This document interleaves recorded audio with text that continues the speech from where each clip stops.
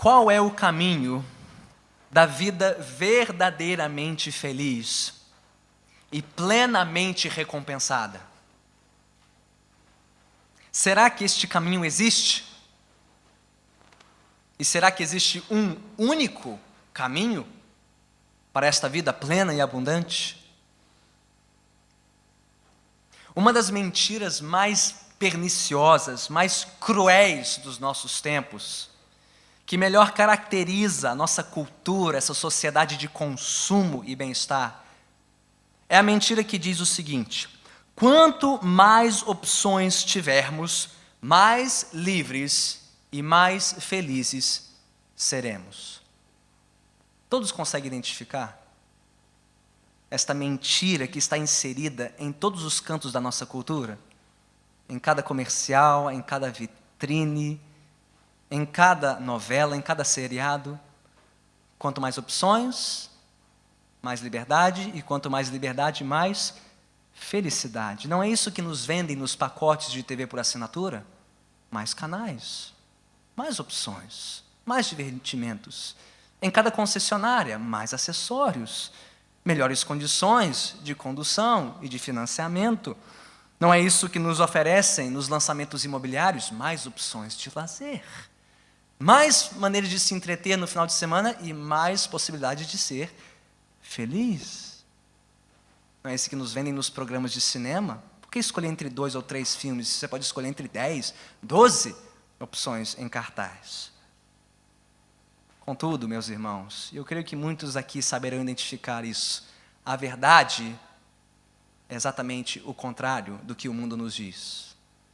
Quantos já tiveram a seguinte experiência? Eu já tive várias vezes. De se verem diante de tantas opções, tantas, na concessionária, no supermercado, no cinema, que você ficou paralisado sem saber que decisão tomar. Alguém já se viu assim? Peraí. Mas se eu escolher esse filme, eu posso estar perdendo aquele outro filme. E se eu parar nesse canal, será que eu estou perdendo alguma outra programação mais interessante? Não, mas se eu comprar este celular, ou fechar este pacote, que outros benefícios eu estou perdendo naquele outro pacote? Será que eu devo investir mais? Será que eu devo investir menos? E quantos já se viram gastando tempo, dinheiro e saúde diante de tantas opções, achando que com isso seremos mais felizes? Eu já me vi, literalmente, numa locadora de vídeo com minha esposa, gastando meia hora numa sexta-tarde, perguntando que filme nós vamos ver. E após meia hora, sabe o que decidimos? Nenhuma daquelas opções prestava, vamos para casa que seremos mais felizes. A verdade, meus irmãos, é o oposto do que o mundo nos diz. Não, ter mais opções, ter mais facilidades, não é sinônimo necessariamente de uma vida mais plena, recompensadora e feliz. Não que você deva desejar uma vida sem escolhas, ou sem opções, mas não deposite a sua esperança de felicidade em ter mais opções e o poder de escolha. Tendo dito isso, o Salmo de número 1 nos traz uma dose de franqueza, de sinceridade, de lucidez que está em falta no mercado. Porque ao contrário de tudo que nós ouvimos e que aprendemos neste mundo, o que diz o Salmo 1? Que dentre todas as decisões que temos de tomar e todos os caminhos possíveis que podemos escolher nesta vida, tudo se resume a este fato. Existem quantos caminhos possíveis? 2. Só 2. E dentre esses 2 caminhos, quantos deles conduzem a uma vida plena, abundante e recompensada? 1. Contrariando toda essa mentalidade pluralista, relativista, você que escolhe como quer ser feliz, cada um define felicidade como bem quiser, a palavra de Deus diz: não existem múltiplas opções, não existem inúmeros caminhos, existem 2, e temos que escolher um, e só um desses caminhos conduz a uma vida recompensada. É disso que fala o Salmo de número 1, e queremos gastar tempo nele nesta noite. Então mantenha a sua Bíblia aberta comigo, porque vamos examinar este Salmo versículo por versículo. Mas antes, algumas palavras de introdução e de apresentação do Salmo. Onde encontramos este Salmo na ordem do saltério? Ele é o primeiro, e isso deve nos causar uma certa atenção maior. O Salmo de número 1, ele não tem autoria e ele não tem um título, o que confere a este Salmo que é um caráter de apresentação. Ele é, como disse Jerônimo, pai da Igreja Latina no V século, o Salmo 1 é uma porta de entrada para a mansão do saltério. Em outras palavras, é o cartão de boas-vindas para todo este livro maravilhoso. Ele é um salmo de sabedoria, sapiencial, de apresentação de alguns dos temas principais que encontraremos em todo o livro dos Salmos. E é um convite. Este salmo é um convite sábio, prudente, lúcido e uma convocação para que todos os adoradores de Deus aprendam a deleitar-se em Deus e numa vida submissa à vontade de Deus. Ou podemos colocar isso de outra forma. Se o livro dos Salmos é nossa escola de oração, nossa escola de louvor e adoração, este salmo primeiro nos mostra o que precisamos entender e crer antes de nos tornarmos adoradores de Deus. Que louvor é este que agrada ao Senhor? Que vida é esta que agrada a Deus? É uma vida em submissão à vontade e à palavra de Deus. Tudo mais que o salmista e os salmistas nos dirão sobre louvor e adoração depende disso. Você está no caminho ou não? Você está no caminho condizente com a palavra de Deus ou não? E o Salmo mostra que existe um caminho chamado o caminho dos justos, que é conforme a palavra, e existe um segundo caminho, o caminho dos ímpios, que não condiz com a palavra. O Salmo fará isso. E ele tem uma certa dinâmica, ele vai alternando entre um caminho e outro. Ele começa num versículo em um caminho, versículo seguinte ele vai para o outro. E assim, do início ao fim. Essa é a primeira coisa que precisamos ver a respeito deste salmo. Mas há uma segunda, e talvez esta não seja tão evidente para nós. O Salmo primeiro, ele não é apenas o cartão de visita ou a porta de entrada para a mansão do saltério. O Salmo 1 também é uma porta de entrada para uma porção significativa de toda a Bíblia. Isso talvez não seja tão evidente para nós, porque a ordem dos livros do Antigo Testamento na nossa Bíblia não é a mesma que a ordem dos livros da Bíblia na época em que Jesus a leu e a estudou. Os que conhecem um pouquinho sobre a história do Antigo Testamento sabem que o Antigo Testamento era dividido em 3 grandes partes. E Jesus falou disso em Lucas 24, versículo 44. Ele disse aos discípulos a caminho de Emaús que ele tinha havido cumprir tudo o que estava escrito a seu respeito na lei, nos profetas e nos salmos ou escritos. Ele estava falando sobre as 3 porções principais da Bíblia do Antigo Testamento do povo de Israel antes do Novo Testamento ser escrito. Lei, que contém o que? Os primeiros 5 livros da Bíblia, escritos por Moisés, Gênesis, Êxodo, Levítico, Números e Deuteronômio. Profetas que, nos tempos de Jesus, incluíam desde Josué até o último profeta Malaquias, e os salmos ou escritos, os demais livros que compunham o Antigo Testamento. E há uma coisa muito importante a respeito dessas 3 divisões principais do Antigo Testamento. Todas elas começam com uma ilustração do poder da palavra de Deus. A lei começa com o livro de Gênesis, e o livro de Gênesis começa com o capítulo 1. E o que diz Gênesis capítulo 1? Que Deus criou tudo pelo poder da sua palavra. Disse Deus. E houve luz, houve criação. A lei começa mostrando o poder criador da palavra de Deus no mundo. Próxima porção, profetas. Qual o primeiro livro dos profetas? Na divisão antiga da Bíblia, Josué. E o que diz Josué capítulo 1? Famoso capítulo. Deus dizendo a Josué, Josué, seja forte e corajoso. Este livro da lei deve estar contigo todos os dias da sua vida. Não se desvie nem para a direita, nem para a esquerda. O que vemos ali? O poder norteador da palavra para Josué e, por conseguinte, para todo o povo de Israel. Então chegamos nos Salmos. E o que nós encontramos no início do livro dos Salmos? Salmo de número 1. 2 caminhos. E o que divide os 2 caminhos? A palavra de Deus.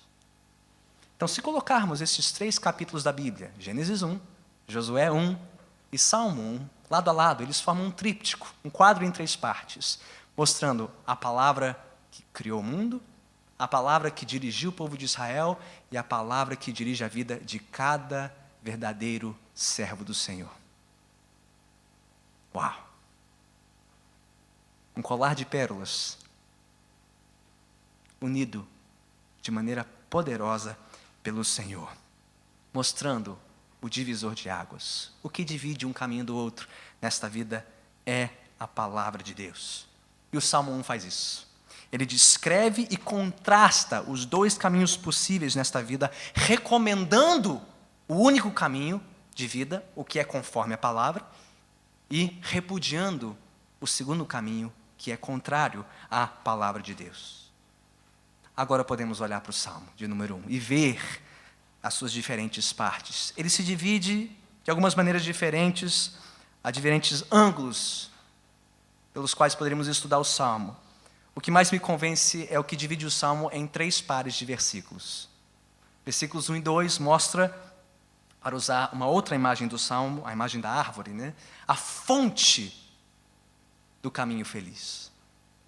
Versículos 3 e 4 mostram os frutos deste caminho, do caminho feliz e do outro caminho, o caminho infeliz. E terceiro, os versículos 5 a 6 mostram os destinos de cada caminho. Todos acompanharam? A fonte do caminho, versículos 1 e 2. Os frutos do caminho, versículos 3 e 4. E o destino de cada caminho, versículos 5 e 6. Vamos mergulhar no texto. Primeiro, qual é a fonte do caminho da vida feliz, da vida recompensada? Versículos 1 e 2. Começa assim o Salmo. Como é feliz. E aqui a palavra, a tradução no português, não expressa toda a profundidade, toda a riqueza deste termo. Ele talvez seria melhor traduzido como é verdadeiramente feliz, ou profundamente feliz. Como é recompensado, satisfeito aquele que... Então o salmista continua a sua descrição. Esse termo ele aparece 26 vezes ao longo do livro dos Salmos. E tem o seu correspondente lá no Novo Testamento, no Sermão do Monte, quando Jesus usa o termo bem-aventurado ou feliz. Em que Jesus trata não de uma felicidade superficial, passageira e emotiva. Senão, como é que Jesus poderia dizer algo como bem-aventurados os que choram? Isso faz algum sentido? Feliz é quem chora. A não ser que ele esteja falando de uma outra felicidade. Não de algo passageiro, meramente emotivo, mas de algo profundo. Creio que é isso que o salmista tem em mente. Não a felicidade de uma criança, né, repentinamente feliz porque ganhou um pirulito, um doce ou um brinquedo novo e, quando acabou o pirulito, quando passa a novidade, o que acontece com a felicidade daquela criança? Evapora. Né? Não é esse tipo de felicidade, mas a felicidade de uma mãe de primeira viagem.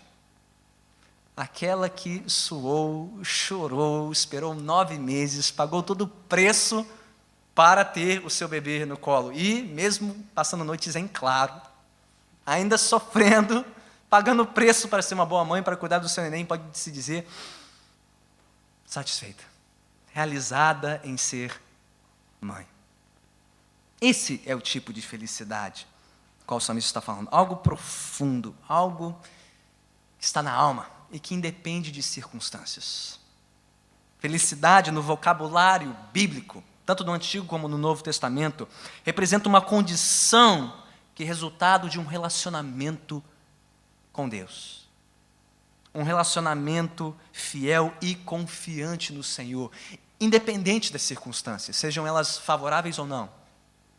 E mais, contrastante com todas as promessas de felicidade deste mundo.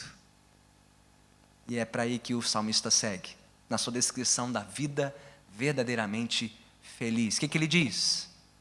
Como é feliz aquele que não segue o conselho dos ímpios, que não imita a conduta dos pecadores e que não se assenta na roda dos zombadores. Aqui nós temos uma qualidade da poesia dos salmos que é o paralelismo. Esse artifício que os poetas bíblicos usam para expressar uma mesma verdade de maneiras diferentes. Às vezes de maneira contrastante, às vezes de maneira sequencial e crescente. E notemos que o salmista não está descrevendo exatamente a mesma coisa de três maneiras diferentes. Conselho dos ímpios, conduta dos pecadores, roda dos zombadores. Não são três maneiras de dizer a mesma coisa sobre o mundo, sobre aqueles que não seguem a palavra, não. Há um crescendo aqui, há uma certa dinâmica aqui que temos que notar. Olha para o texto comigo. As palavras que o salmista usa e a ordem delas são importantes, mostram um crescendo. Primeiro o salmista fala em conselho dos ímpios, depois ele fala em conduta dos pecadores e finalmente na roda dos zombadores. Ele está falando de maneira progressiva sobre um padrão de pensamento, uma certa maneira de pensar, conselhos. Depois um padrão de comportamento, conduta. E finalmente ele fala de uma identificação, a roda ou a companhia. Ele está falando de graus crescentes de envolvimento e identificação com o mundo, com uma vida distante da palavra. Começando pela maneira de pensar, que afeta a maneira de viver e finalmente a maneira de se relacionar. E cada vez mais distantes do Senhor. Isso se vê também nos termos que são espelho desses, o conselho dos ímpios, a conduta dos pecadores e a roda dos zombadores. Ímpios, pecadores e zombadores também falam de um crescendo, de uma progressão.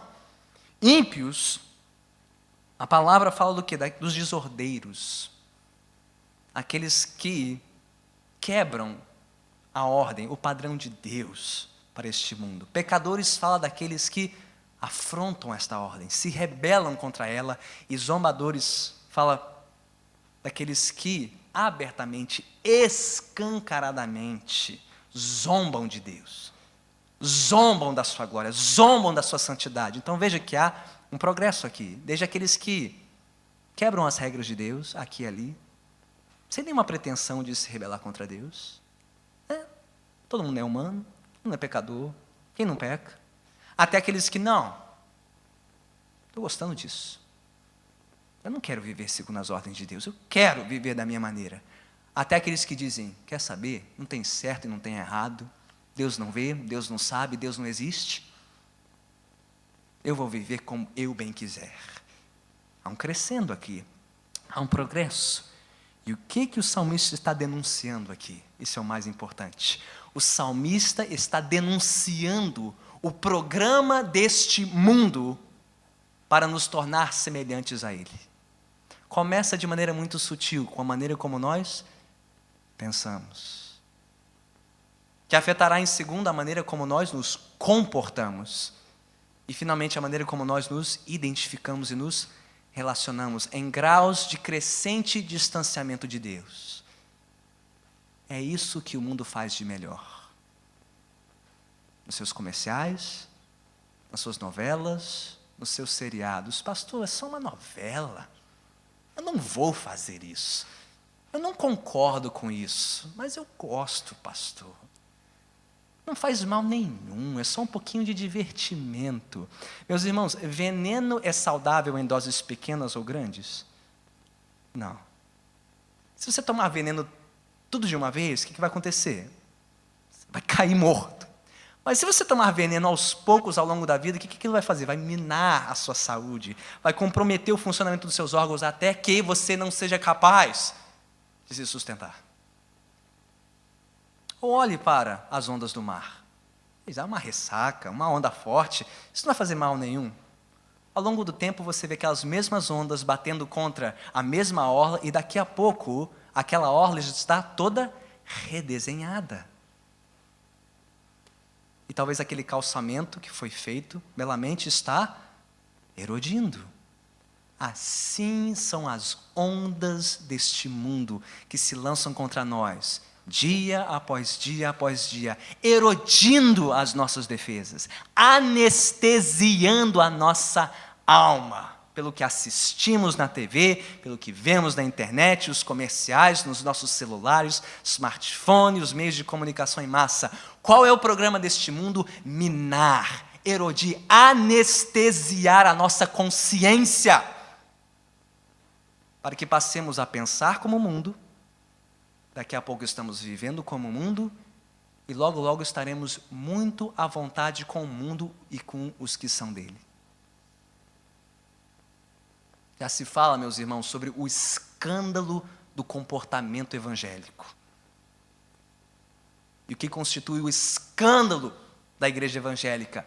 Ela vive que nem o mundo, na sua maneira de conduzir seus negócios, seu trabalho, usar seu dinheiro, nos relacionamentos, nos casamentos, na criação de filhos. Os padrões da igreja são exatamente os mesmos do mundo. Sabe por quê? Porque a mente da igreja é um escândalo. Nós nos alimentamos do mesmo lixo que o resto do mundo. Então pensamos como o mundo, decidimos como o mundo, vivemos como o mundo, e logo, logo estamos muito à vontade com o mundo.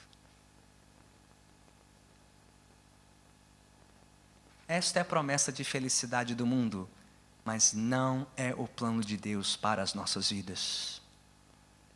O que diz o Salmo 1? Como é feliz aquele que não segue o conselho dos ímpios, não imita a conduta dos pecadores e não se assenta na roda dos zombadores. Ao contrário, seu prazer, sua satisfação, seu deleite está em outro lugar, em outra fonte. E o mundo nos perguntará: existe um prazer maior que esse? Existe um prazer maior que os conselhos, que as condutas, que a companhia do mundo? O que todos os comerciais nos dizem? Atrás daqueles sorrisos polidos, corpos esbeltos, né? Aquela juventude que não passa, né? Aqueles artistas photoshopados, né? O que eles estão nos dizendo? Seja feliz, seja como nós, faça como nós, vista como nós, beba como nós, festeje como nós, seja feliz. O que diz a palavra? Como é feliz aquele que não dá ouvidos a isso, não segue por este caminho, não se identifica, porque o seu prazer está em outro lugar. Existe um prazer maior, e diz o salmista no versículo 2, ele se encontra na presença de Deus e na palavra de Deus. O salmista passa a descrever o poder expulsivo de uma nova paixão. Qual é a única maneira de vencer os prazeres e as paixões deste mundo? Você precisa encontrar uma paixão maior e um prazer maior do que o deste mundo. E ele existe, diz o salmista, ele está aqui. Como é feliz aquele que não se satisfaz com os caminhos deste mundo e com os conselhos deste mundo, porque está satisfeito nos conselhos e nos caminhos do Senhor. E que se detém nesses conselhos e caminhos, porque medita neles, na palavra de Deus, dia e noite, dia e noite. Se o mundo tem um programa de assimilação, Deus tem o seu, e se chama a Bíblia. Como eu posso me tornar dessemelhante do mundo e semelhante a Deus? Como eu posso fugir, resistir à assimilação do mundo para me assimilar e me assemelhar a Deus? Só existe um programa, um caminho, diz o salmista, está na sua palavra. Na palavra, na lei do Senhor, na totalidade da palavra de Deus. E veja as palavras que o salmista usa. Não é só uma questão de ter uma Bíblia e de ler uma Bíblia.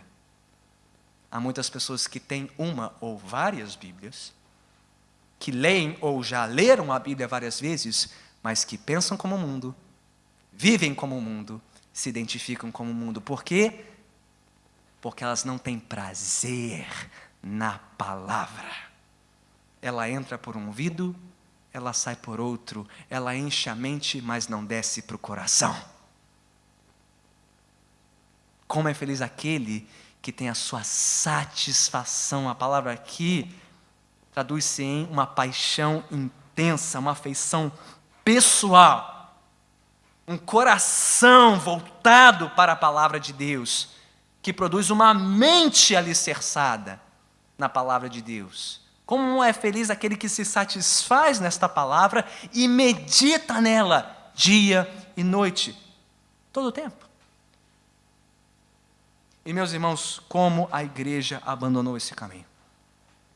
Como nós simplesmente não sabemos do que o salmista está falando? Satisfação na palavra, meditação, pastor, isso parece coisa de nova era, coisa de filosofia oriental. Meditação, fora, não. Há um tipo de meditação mundana que diz, esvazie-se de tudo e não pense em nada. Isso é paz. Não faz muito sentido. Já tentei, mas eu nunca consigo esvaziar. Quando esvazio, enche de mais porcaria a minha cabeça. Meditação cristã não é apenas esvaziar-se do que este mundo tem a me dizer, mas encher-me do que Deus tem a me dizer. E pensar nisso, me deter nisso. Não é só do que eu me esvazio, mas é do que eu me preencho. E como é feliz, diz o salmista, aquele que se satisfaz na palavra, que medita nela. Aqui precisamos da sabedoria dos antigos, e principalmente dos puritanos. Um deles, nos seus famosos sermões sobre leitura e meditação bíblica, Thomas Watson disse, meditação é a mistura da escritura. Que mistura é essa? Leitura traz a verdade para a nossa cabeça, meditação a traz para o nosso coração. Leitura e meditação precisam estar juntas. Meditação sem leitura é errada. Leitura sem meditação é estéril. Alguém aqui já se sentiu assim? Depois de gastar 5, 10, 15 minutos com a palavra, que não te disse nada, não representou nada para a sua vida, segue o dia e acabou-se. Por quê, diz Watson? Porque leitura não pode andar desacompanhada de meditação. Ele usa a seguinte comparação. A abelha suga a flor, então trabalha o néctar na colmeia e assim o transforma em mel. Ao lermos, sugamos o néctar da palavra. Pela meditação, trabalhamos na colmeia de nossa mente e esta meditação se torna proveitosa. A razão pela qual vamos embora tão frios, disse Watson, depois da leitura da palavra, é porque não nos aquecemos no fogo da meditação. O problema não é apenas que não gastamos tempo com a Bíblia, é que não sabemos gastar bem o tempo que gastamos com a Bíblia, pensando no que lemos e perguntando o que ela tem a dizer sobre Deus, sobre mim e Pastor Marcelo, Salmo 90. Meu relacionamento com Ele. Pastor, como é que eu faço isso? Você não precisa ir para as montanhas, você não precisa ser um monge para aprender a meditar na Bíblia. Basta ler e pensar. O que esse texto está dizendo sobre Deus? Sobre mim? E sobre meu relacionamento com Ele. Pronto. Quão mais proveitosa seria a nossa leitura e a nossa vida na palavra se tão somente gastássemos tempo com isso. Meus irmãos e irmãs, como precisamos resgatar não só o fogo da meditação, mas o seu calor e a sua luz para os nossos corações, para a nossa casa, para a nossa igreja, porque é por meio da palavra que temos acesso ao Senhor da palavra e à vida plenamente recompensada pelo Deus da palavra. Não é à toa que quando Moisés acabou de pregar o seu sermão ao povo de Israel na planície de Moabe, às margens do Rio Jordão, o que ele lhes disse? Guardem este livro com a sua vida, porque ele é a sua vida. E não foi Jesus quem disse ao diabo no deserto, não só de pão viverá o homem, mas de toda a palavra que procede da boca de Deus. A palavra é vida e é alimento. E quem não gasta tempo nesta palavra não tem nenhuma coisa, nem outra. A sua alma está desnutrida. A sua vida ressecada, fria, distante de Deus. Então, meus irmãos, eu me pergunto, em qual desses dois programas você está matriculado? No programa do mundo ou no programa de Deus? Quem define como você pensa? Quem define como você vive? E com quem você anda neste mundo? É o mundo ou é Deus? E só uma maneira de responder esta pergunta: quanto tempo você gasta com a palavra de Deus?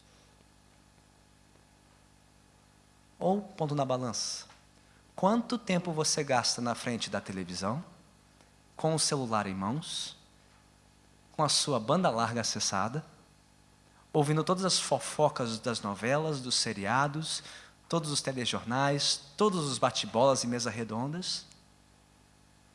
E quanto tempo você gasta com a palavra de Deus? E eu te direi em qual dos dois caminhos você está. Porque só existem dois. Em qual desses dois caminhos sua família está? Do tempo que você gasta com a sua família, quanto deste tempo é gasto consumindo o que o mundo tem a te oferecer e consumindo aquilo que Deus tem a te oferecer? E como igreja, quanto do nosso tempo aqui gastamos meditando na palavra, aprendendo mais sobre a palavra, estudando a palavra? Por quê? Se o seu coração, se o coração da sua família e o coração desta igreja não estiver alicerçado na palavra, se nós não estivermos decididos a nos satisfazermos na palavra e meditarmos nela, quer dizer que nós já escolhemos manter a porta aberta para que o mundo faça a nossa cabeça e define a nossa vida. Deixa-me dizer isso de novo. Se você e a sua casa não estiverem decididos a viver segundo a palavra, é porque vocês estão decididos a viver segundo o mundo. E não existe meio termo.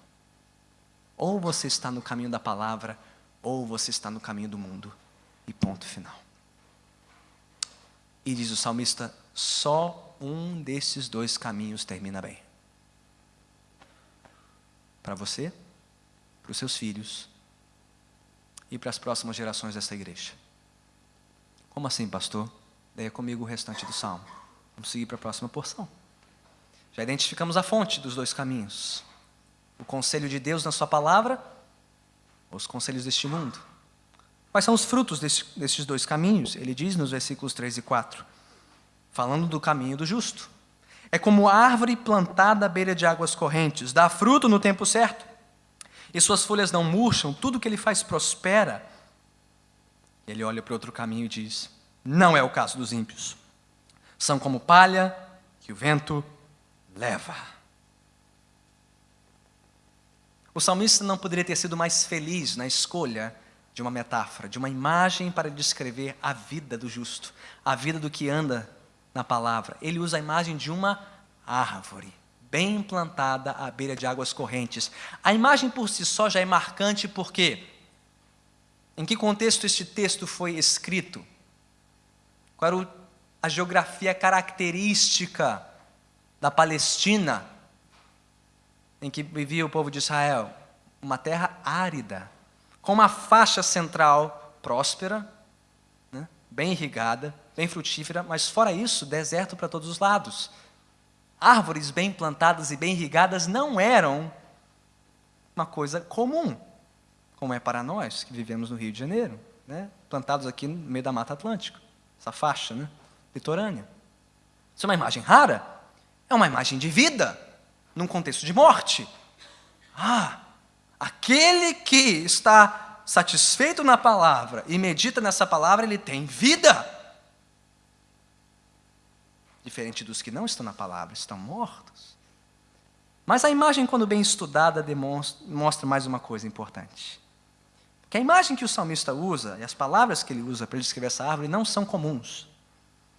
Quando ele fala de uma árvore plantada à beira de águas correntes, ele não está falando de uma árvore naturalmente plantada à beira de um riacho ou de um rio com uma boa provisão de água. Não. Os termos aqui no original descrevem uma árvore bem plantada, se não me engano, na Almeida. O melhor termo seria uma árvore transplantada de um lugar para outro. De um lugar menos adequado para um lugar mais adequado, onde ela possa gerar fruto. E o termo aqui para águas correntes não fala de um rio natural, mas de um canal artificial. Uma provisão de água canalizada para irrigar constantemente uma vegetação. Isso é importante. Porque o que o salmista está dizendo? Aquele que não segue o conselho dos ímpios, porque está alicerçado e tem prazer nos conselhos de Deus, é como uma árvore que foi transplantada da aridez do mundo para um manancial bem irrigado por Deus e pela sua palavra. É uma árvore que, se tivesse continuado no seu lugar original, não teria condições de sobreviver e de dar fruto. Mas agora que está num lugar adequado, bem suprido, constantemente suprido, é uma árvore que pode florescer o tempo todo e dar fruto no seu tempo certo. Assim é a vida de um justo. Ele tem a perspectiva de uma vida plena e recompensada, porque a sua vida está alicerçada numa fonte inesgotável, a palavra de Deus, que não varia como as fontes deste mundo. Sua folhagem, diz o salmista, não murcha. No tempo certo, dá fruto. E tudo que esta pessoa faz, prospera. Aí está mais uma palavra que precisamos estudar bem, e muito distorcida, tanto quanto felicidade, lá no versículo 1. De que prosperidade o salmista está falando aqui? É de ser rico? Ter carro zero na garagem? Promoção? Emprego do ano? Cargo do ano? É dessa prosperidade que ele está falando? Não. Quando a Bíblia fala sobre prosperidade, está falando de uma vida plena segundo os propósitos de Deus. Prosperidade, quando interpretada biblicamente, fala de vida com Deus, vida com o próximo e vida consigo. E quando você examina a vida de alguém que está na palavra, você pode com certeza encontrar sinais de vida no seu relacionamento com Deus, com os que estão ao seu redor, e na sua mordomia, no seu trabalho, nos seus recursos, sua própria saúde. Tudo, diz o salmista, tudo que essa pessoa faz, tudo que ela é, cada dimensão da sua vida, demonstra sinais de vida, porque esta vida está ligada à fonte de vida, à palavra de vida, a vida correndo por esta vida. Não é o caso dos ímpios. Versículo 4. São como palha que o vento leva. Palha, aquele elemento do feixe de cereal, que, ligado ao cereal, parece ter vida, mas depois da colheita, palha e cereal são separados. E para que serve palha? No mundo antigo só serve para uma coisa, ser soprada pelo vento, serve para nada porque não tem vida. A vida dos ímpios, ela parece ter vida por um tempo, mas o tempo mostrará que não tem vida, serão levados, não há permanência, não há vitalidade, não há durabilidade. O vento levará. O tempo mostrará que a vida que os ímpios parecem ter não é vida nenhuma. Que conclusão o salmista tira aqui? Que a vida do mundo, a vida dos ímpios, ela tem a aparência de vida, mas de fato não é vida. Ela pode nos enganar por um tempo, mas o tempo dirá que isso não é vida. Vida só existe quando permanece na palavra é de Deus. Árvore e palha. Vida, morte. Permanência e transitoriedade. Os dois caminhos não poderiam ser mais diferentes. Meus irmãos e irmãs, aos olhos do mundo e dos que são deste mundo, há um tipo de vida que parece morte, mas que de fato é vida. A vida na palavra de Deus. O mundo olha para nós e diz: que vida miserável, que vida triste. Não seguem os nossos conselhos, não imitam a nossa conduta, não sentam nas nossas rodas. O que é isso? Não é vida, é morte. Aos olhos do mundo, há uma vida que parece morte, mas que a palavra de Deus diz, é vida sim. Mas aos olhos de Deus, há uma morte que o mundo diz ser vida, mas que de fato é morte.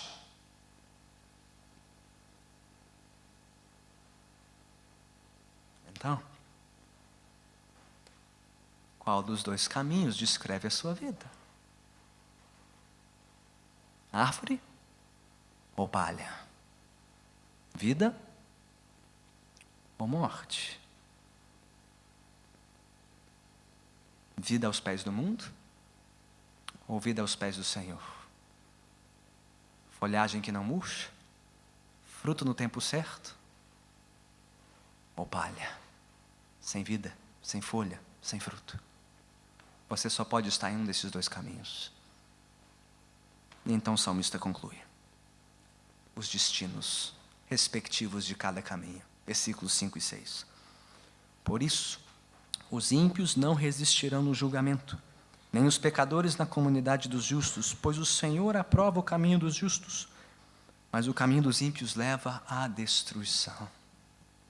Pastor, se a palavra de Deus está certa, e estes dois caminhos são tão diferentes quanto árvore e palha, por que aos nossos olhos eles não são mais diferentes? Por que a diferença não é mais marcante? Pastor, se tudo que o salmista diz é verdade, por que precisamos viver no mundo onde as aparências enganam? Onde aqueles que estão mortos aparentam ter vida, e onde aqueles que estão vivos aparentam estar mortos. E onde Deus aparentemente não faz distinção entre um caminho e outro. E por que, pastor, por que os ímpios e os justos precisam conviver no mesmo mundo, nesses dois caminhos diferentes, sem que haja uma divisão dos caminhos? Agora você está fazendo as perguntas que o salmista responderá ao longo do saltério, mas ele já adianta a resposta aqui. Sim, por um tempo, parece não haver distinção. Por um tempo, não parece importar se você está no caminho do mundo ou no caminho da palavra. E a chave aqui é por um tempo. Porque se só um desses caminhos tem vida e o outro não, isso quer dizer, segundo o salmista, que quando chegar o tempo, quando Deus vier, quando o juízo chegar, um grupo resistirá e o outro não.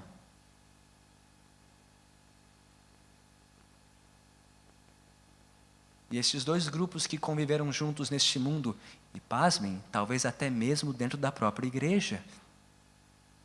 Versículo 5 diz que os ímpios não resistirão nem no julgamento e nem na comunidade dos justos. O salmista não tem nenhuma pretensão de que todos que parecem estar no caminho, parecem estar na justiça, de fato permanecerão nele. Não, Deus vai separar ovelhas e bodes. Deus fará a distinção um dia. Um grupo resistirá e o outro não. Quer dizer que você pode estar aqui ouvindo a pregação, lendo a Bíblia, participando dos estudos bíblicos, e você pode estar tão perdido neste mundo quanto aquele que está fora daqui. E o tempo dirá. Os ímpios, os que não têm a sua vida na palavra, eles não resistirão no julgamento, nem na comunidade dos justos. Porque Deus aprova o caminho dos justos. Mas o caminho dos ímpios leva à destruição.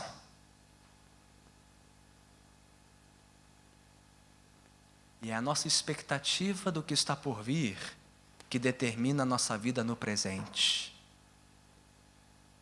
É muito cômodo e conveniente a este mundo pensar que Deus não é justo, que não há julgamento e que não há inferno. Por quê? Se não houver essas coisas, não há prestação de contas, você pode viver como você quiser.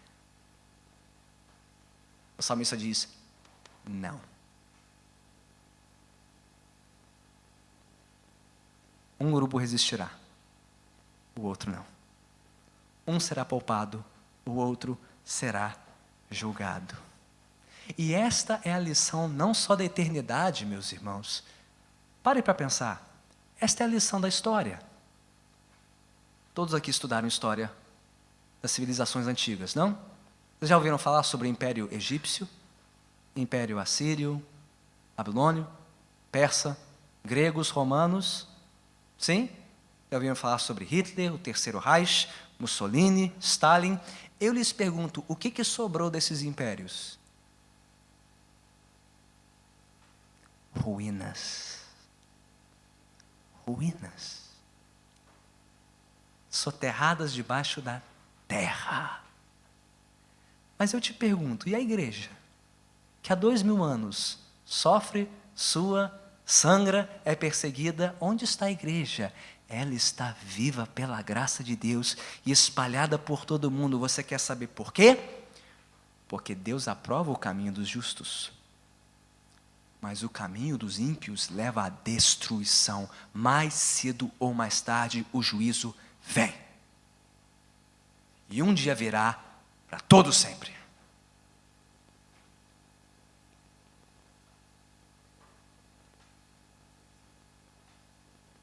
Então, quantos caminhos possíveis existem nesta vida? 2. E quantos desses caminhos realmente conduzem à vida? 1. E em que caminho você está? A palavra de Deus diz que todos nós abandonamos esse caminho. Todos nós voltamos as costas para Deus para dar ouvidos ao mundo, para seguirmos a conduta dos que são deste mundo e para nos fazermos parte deste mundo. Todos nós já estivemos, e talvez alguns aqui ainda estejam no mundo, pensando como o mundo, vivendo com o mundo e em paz com o mundo. Saibam, este caminho leva à morte. Mas as boas novas, as maravilhosas notícias do Evangelho, são que Deus enviou o seu próprio Filho, o Verbo vivo, a palavra de Deus encarnada, a árvore da vida, a fonte de toda vida, Cristo Jesus, para perdoar a nossa tolice, a nossa loucura, a nossa burrice de dar ouvidos ao mundo, de seguirmos segundo os conselhos deste mundo, a fim de nos transplantar do mundo para o reino, como aquela árvore bem plantada, e nos plantar à beira das águas correntes da graça de Deus, a fim de regar as nossas raízes e a nossa alma com a fonte inesgotável da palavra e do Espírito e encontrarmos ali o nosso prazer, a nossa satisfação. Para que fôssemos não como a palha que o vento levará, mas como árvores frondosas, carvalhos de justiça, plantados pelo Senhor para a sua glória. Você, seus filhos, sua casa, esta igreja. Não mais tendo prazer nos conselhos e nas condutas e nas companhias deste mundo, mas encontrando o seu prazer nos conselhos e nas condutas e nas companhias de Deus, na sua santa palavra. Para que você não tenha mais que temer o dia do juízo, quando Deus virá para julgar e todos terão que prestar contas. Mas só os que descansam na graça de Jesus Cristo, no seu sacrifício por nós, podem descansar seguros. Já não há mais condenação para os que estão em Cristo Jesus, a árvore da vida, a fonte de toda a vida. E eu pergunto a todos: não é essa a vida que você quer?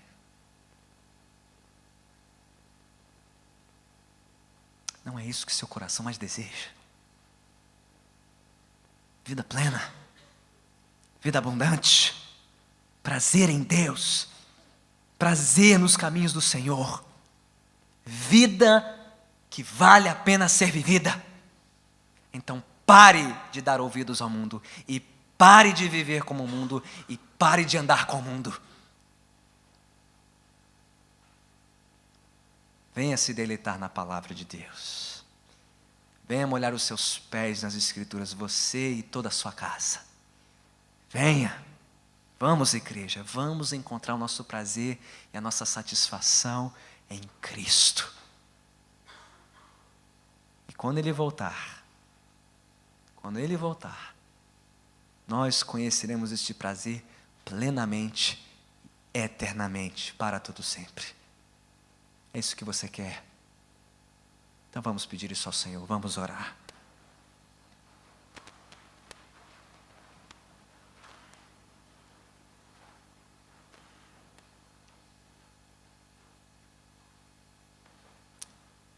Senhor bendito, mais uma vez te louvamos pelo convite glorioso da Tua palavra.